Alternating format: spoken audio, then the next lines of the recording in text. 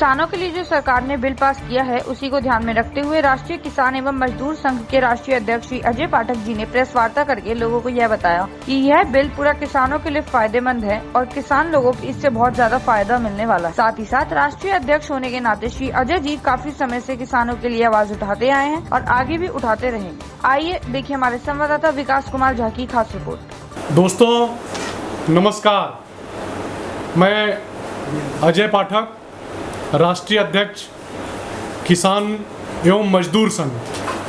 मित्रों, आज हम सभी लोग यहाँ इसलिए एकत्रित हुए हैं, ये प्रेस कॉन्फ्रेंस इसलिए बुलाई गई है किसान बिल को लेकर के।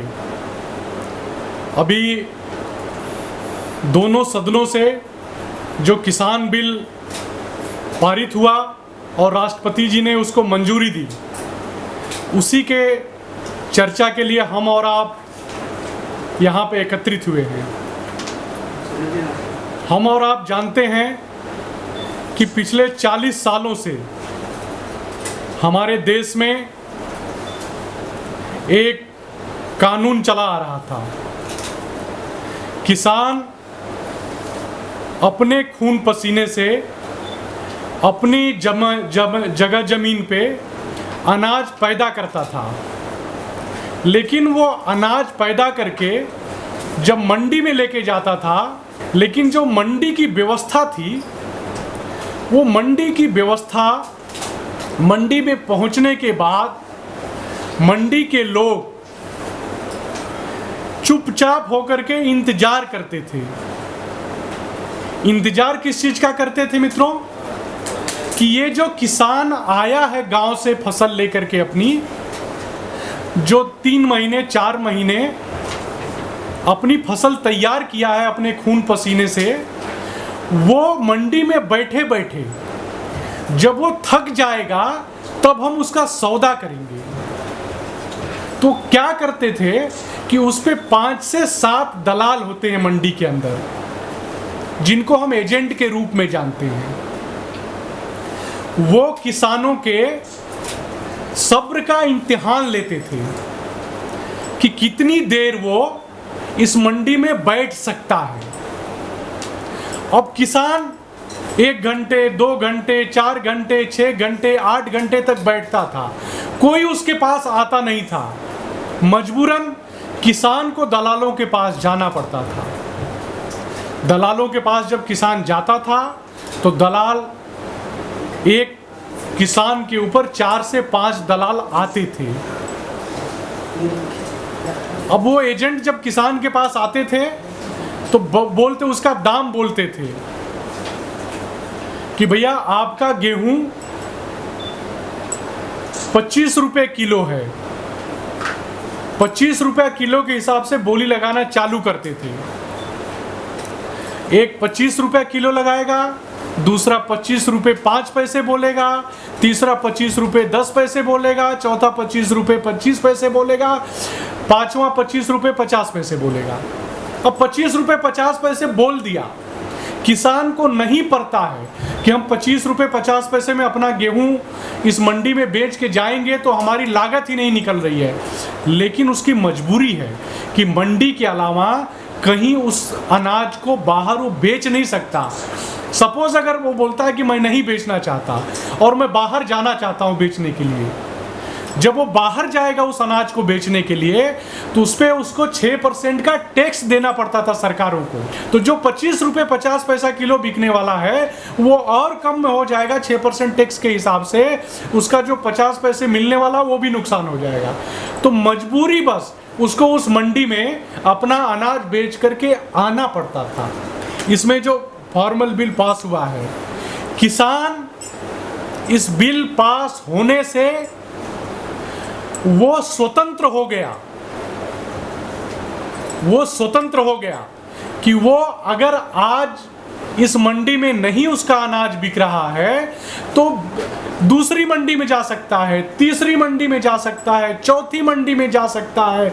अपने स्टेट में अगर नहीं बिक रहा है तो 10, 20, 25 किसान एक साथ मिल करके 2-4 ट्रैक्टर ट्राली में 10, 20, 25 गांव के किसान 2, 4, 5 ट्रैक्टर ट्राली में अपना अनाज भर के दूसरे स्टेट में जा सकते हैं बेचने के लिए। ये विरोध क्यों है इस चीज का, उसके बारे में भी आप समझिए कि इस व्यवस्था का जो नया बिल पास हुआ है, एक संशोधन और एक विपणन, इस बिल का विरोध किस बात का है? विरोध इस बात का है कि जो ये आज तक व्यवस्था बनी हुई थी, ये मंडी समितियों की व्यवस्था जो बनाई गई थी, ये पिछले 40-50 सालों के अंदर जो पार्टियां सत्ता में रही हैं, उनके लोग ही वहां पे मंडी व्यवस्था के अंदर बैठे हुए लोग हैं। वो अनाज लेने से लेकर के और बाहर भेजने तक, ये सारी मंडी की व्यवस्था उनके चंगुल में है। और किसान को वो अपना बंधुआ मजदूर समझते थे। सारा का सारा विरोध इसलिए है कि किसान अगर दूसरी मंडी में चला जाएगा तो हमारे कार्यकर्ता क्या करेंगे। इन पार्टियों ने अपने कार्यकर्ताओं को वहां एजेंट के रूप में तैयार किया है। आप निकाल के देख लीजिए, मैं आपको एक चैलेंज करता हूं, किसी भी मंडी को निकाल करके देख लीजिए, अनाज मंडी या सब्जी मंडी में 90% किसी न किसी पार्टी से जुड़े हुए ही कार्यकर्ता हैं वहां पे। देखिए, मैं इस प्रेस कॉन्फ्रेंस के लास्ट में एक चीज सबसे अहम है, वो है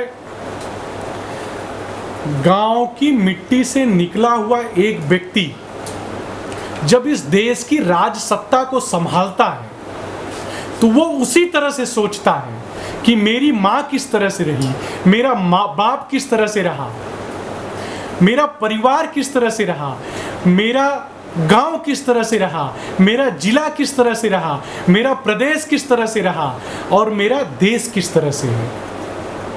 लेकिन जो राज सत्ता से जन्मे हुए लोग हैं, वो देश किस तरह से रहेगा, प्रदेश किस तरह से रहेगा, जिला किस तरह से रहेगा और गांव किस तरह से रहेगा, उनकी धारा उल्टी है।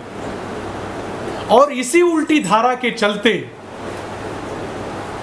हम आज तक किसानों को नजरअंदाज करते आए हैं।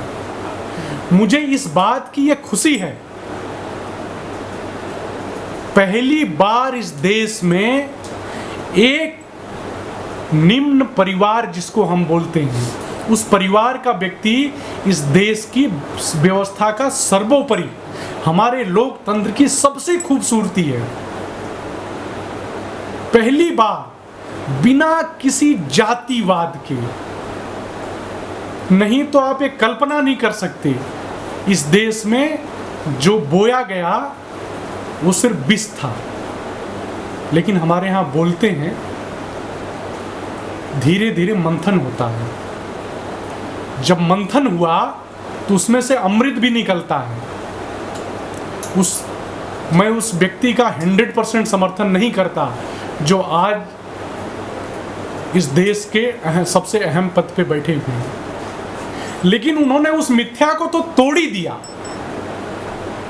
कि दिल्ली में बैठा हुआ व्यक्ति ही सत्ता पे राज कर सकता है और गांव का गरीब आदमी का लड़का, किसान का लड़का, मजदूर का लड़का, वो इस देश की सत्ता पे नहीं पहुंच सकता, इस देश की सत्ता के सर्वोपरि पद पे नहीं बैठ सकता। इस मिथ्या को उन्होंने तोड़ दिया और बुरी तरह से इस चीज को ध्वस्त कर दिया। हमारे लिए तो सबसे बड़ी खुशी की चीज ये है। दूसरा चीज मैं ये बोलना चाहता हूं, ये बिल 100% किसानों के हित में है। 100%, 1% ये किसान के विरोध का बिल नहीं।